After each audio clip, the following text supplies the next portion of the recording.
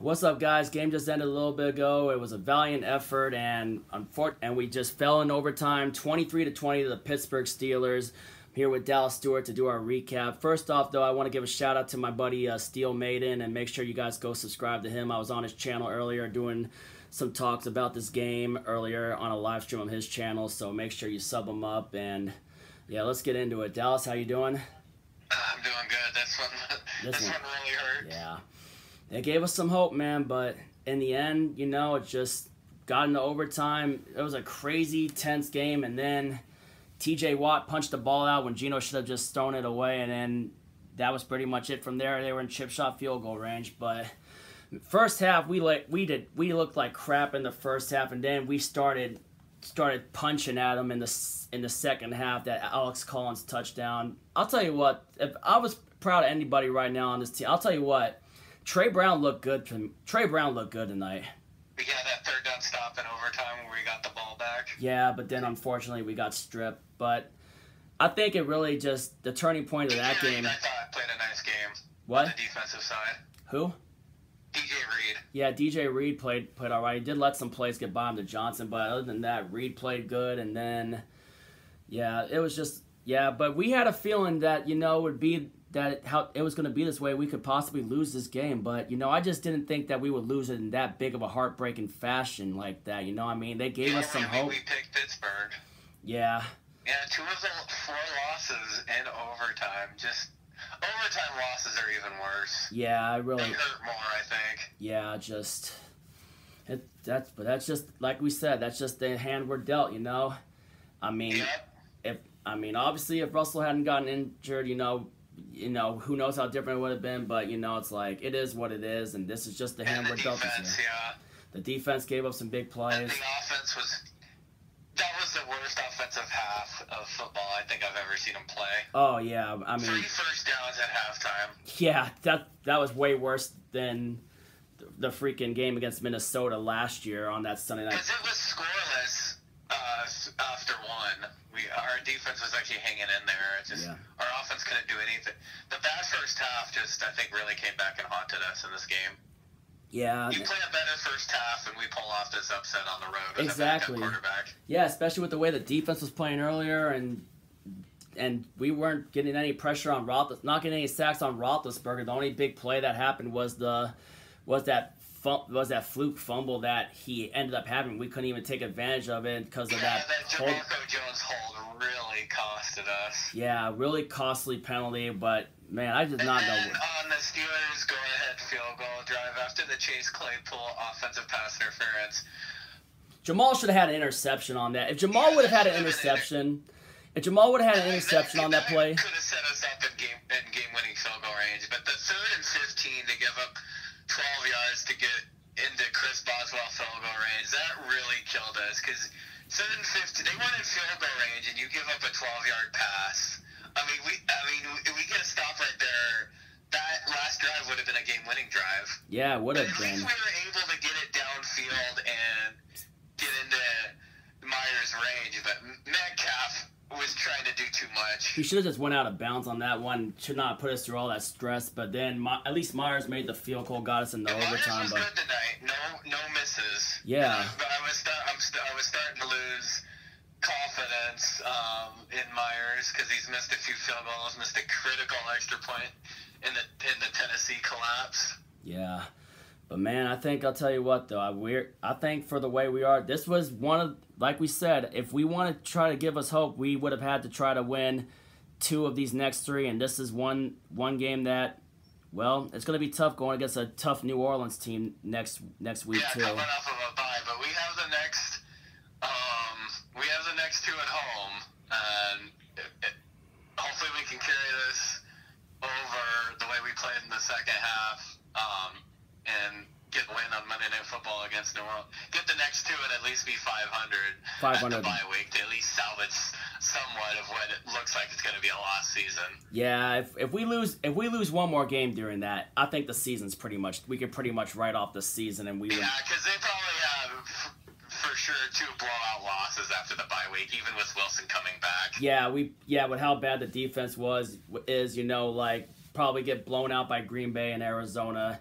after that. I do think the next two games are very winnable. Yeah, they are, but you know, New Orleans got a good defense too, just like Pittsburgh. And unfortunately, when we got the ball at the after Trey Brown made the big stop, T.J. Watt just made a good play punching at the ball. I was hoping Geno should have really just thrown that away and lived to play another down, or we should have just really ran the ball with either DJ Dallas or Alex Collins. And I will say, Alex Collins, I thought, had a good game running the ball, man. Even on his runs on the first touchdown drive, and then he's been doing good filling in for Carson. Yeah, and Geno Smith, he held up pretty good, all right, especially when we got it going with some of the run games and some of the passes he made. Had a nice little dump-off touchdown pass to Will Dissly.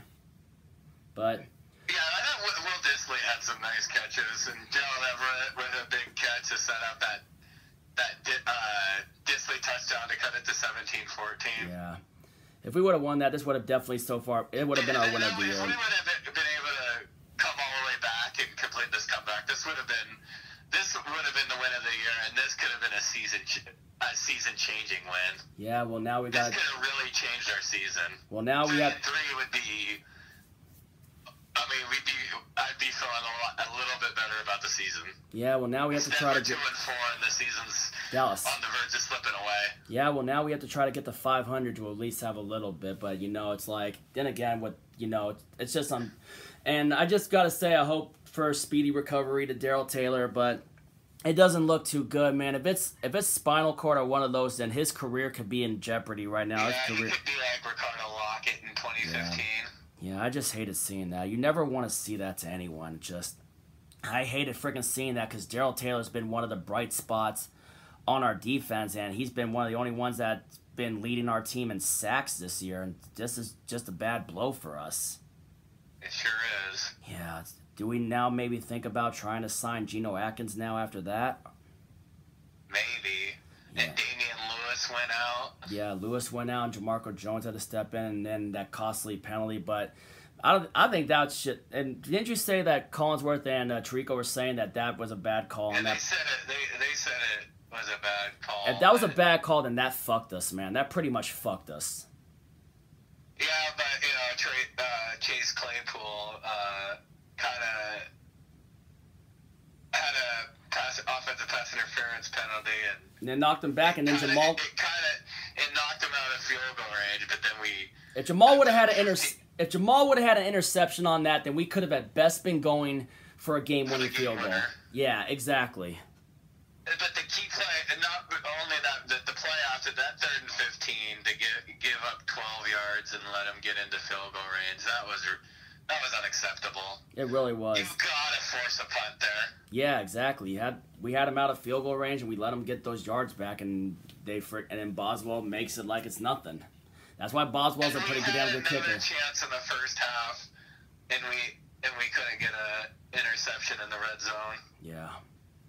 Pretty much. That was another key play that we didn't get. Well, yep. It's going to be a painful season. It's going to be a long season, man. It's going to be a very long season. And that's all I got to say for that, but...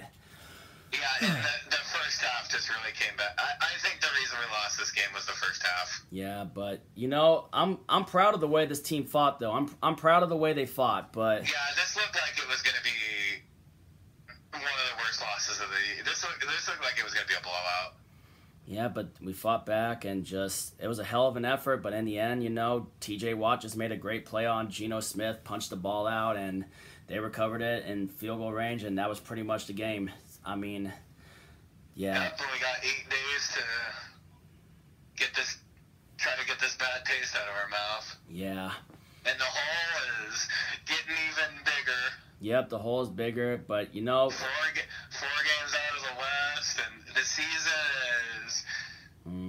It's not over, but it's pretty close. It's on the brink. Yeah, but, it is what it is, and in the end, we just did this to ourselves, with all the bad draft picks we had in the past and trading away those first-round picks, especially on that Adams trade. It's like... Not investing in the O-line, defense not improving. Yeah, especially not investing in the...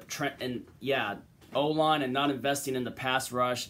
I mean, we could have used those picks in the trenches to really help us out. So, and like I mentioned, in the future, starting with 2023 when we have a first-round draft pick again, we got to freaking do better at drafting. We got to get back to drafting better, especially on the trenches. Yeah.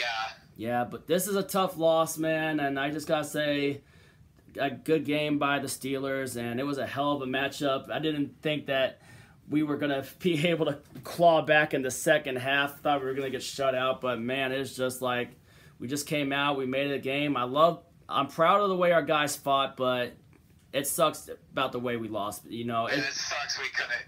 It sucks we couldn't finish this one off. Yeah, this would have been one of the wins of the year. One of the great wins we've had in quite some time. Yeah, well, now we got to try to keep hope alive as we come back home for Monday Night Football against the New Orleans Saints, and then we got to play the Jaguars and that's on Halloween. We got to try to win these next two and, well, be 4-4. Yep. At the bye week with with 9 games left after that. Yeah. That pretty much sums it up. Anyway, so thank you all for tuning in. Give me your thoughts down in the comments down below, and if you're new to the channel, hit the sub button, ring the bell for notifications, and well, tough it out, guys. It's gonna be a long season, but you know, if we can get to 4-4, you know, it might be somewhat salvageable for the season, but you know, in the end, you know, I don't know how confident I'm feeling going forward, but you know, we'll just see what happens in these next couple of weeks, you know. Yeah, we'll see how they look the next couple of weeks. The next 2 games are definitely winnable. Yeah. And they have to win them both if they want to salvage something out of this season. Yeah, but New Orleans is still a good team, though. So. Yep. All right.